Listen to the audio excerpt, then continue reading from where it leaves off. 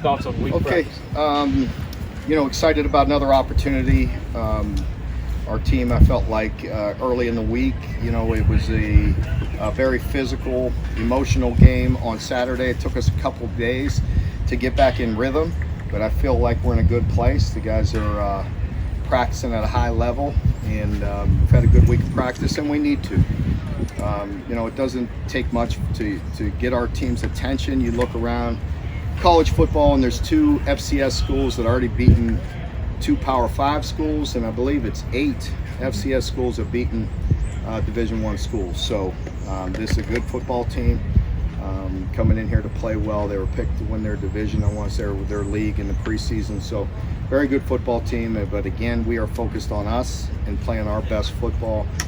We've had a lot of things to get corrected throughout this week. We've worked hard. I feel like we're in a better place, but we have to go prove it. We have to go play, and this is another opportunity. Is their experience the toughest thing? Just kind of getting ready for them, just all that continuity that they have. They do, and they're fundamentally sound. They do a good job. They're not trying to trick anybody. They fundamentally play the game and make you beat them. And anytime you play an opponent like that, you have to go win. They're not going to give it to you. You have to go take it from them. Mark, 3 straight home games to start the season. How does that scheduling allow you to bring the team along at the pace that you like?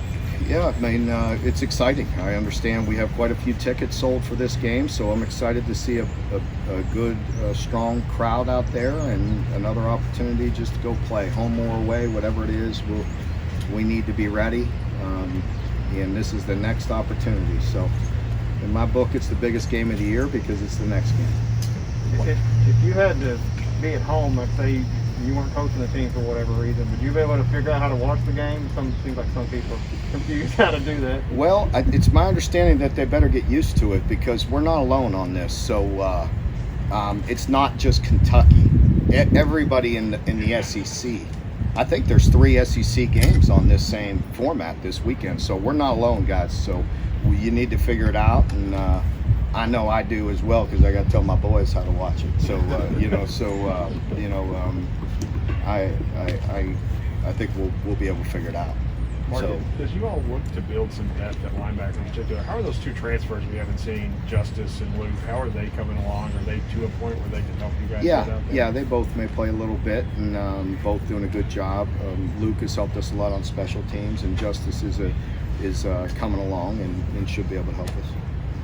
And a depth question too. What about the secondary? How do you feel about your depth right now? Well, we're definitely a little thin right now, John, with some of these guys that are still out involved in that off the field situation, and that's not helping our depth issue in the secondary. That's for sure. We have some good players that are out, but hopefully we'll get that resolved here soon. Mark, where do you think the trust factor is with this team? I know a lot of times when players are out of position, it's because they haven't developed that trust in their teammates. And do you see any problems with that with this team? Are they trending in the right direction?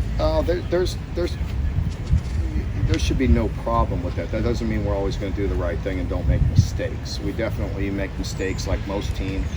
The good thing is we've made a lot of mistakes going extremely fast. Like I said, we got to credit our team for playing very physical and playing very hard. They're playing very fast, and there are some guys that maybe with a little inexperience that are making some mistakes, but we'll get it corrected, and I don't anticipate that being an issue.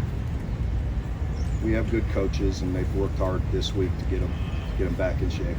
Yeah, talking to the coaches and the players, they seem to imply that you're a little bit more relaxed this year, more willing to delegate. Is that a reflection of you trusting them a little bit more? Well, I mean, I don't think there's any difference in the style at all right now. I mean, I'm still, overseeing everything, and but I got to have a lot of good coaches. I mean, there's a lot to this game, so.